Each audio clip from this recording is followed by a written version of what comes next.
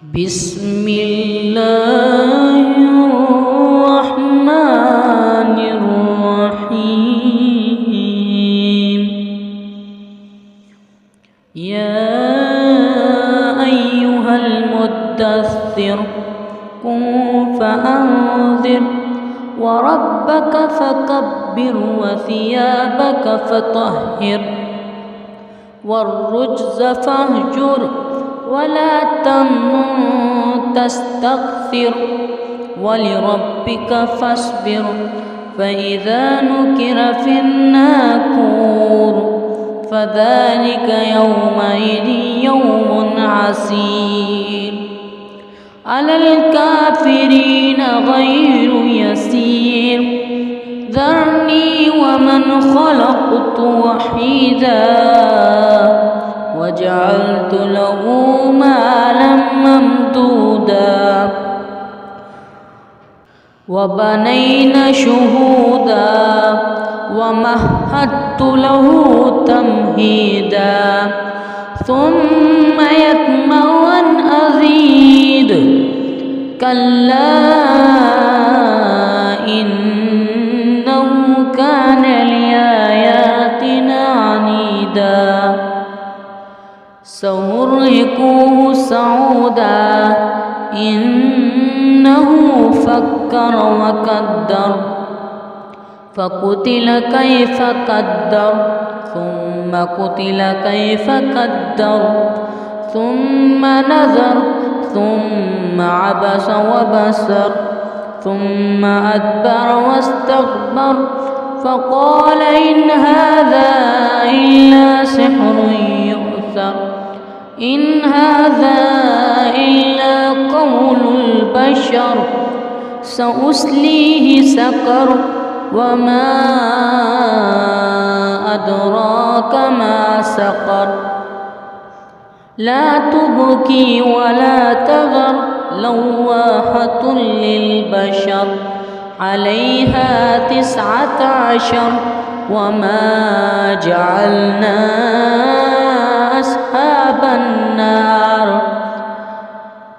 أصحاب النار إلا ملائكة وما جعلنا عدتهم إلا فتنة للذين كفروا ليستيقن الذين أوتوا الكتاب ويزداد الذين آمنوا إيمانا ولا يرتاب الذين أوتوا الكتاب والمؤمنون وليقول الذين في قلوبهم مرض والكافرون ماذا أراد الله بهذا مثلا كذلك يضل الله من يشاء ويهدي من يشاء وما يعلم جنود ربك إلا هو وما هي إلا ذكرى للبشر كلا والقمر والليل إذا أدبر والصبح إذا أسفر إنها لإحدى الكبر نذيرا للبشر لمن شاء منكم أن يتقدم أو يتأخر كل نفس بما كسبت رهينة إلا أصحاب اليمين في جنات يتساءلون عن المجرمين ما سلككم في سقر قالوا لم نك من المصلين ولم نك نطعم المسكين وكنا نخوض مع الخائضين وكنا نكذب بيوم الدين حتى أتانا اليقين